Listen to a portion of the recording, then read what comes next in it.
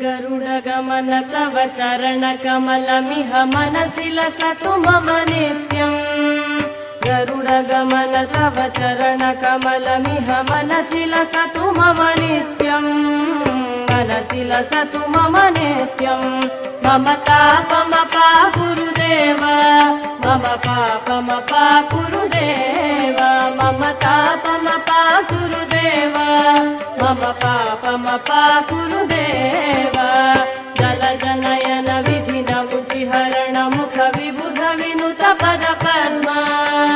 जलजनयन विधिन मुचिहरण मुख विबुध विनुत पद पद्मा विबुध विनुत पद पद्मा मम तापमपा गुरुदेव मम पापमपा गुरुदेव मम तापमपा गुरुदेव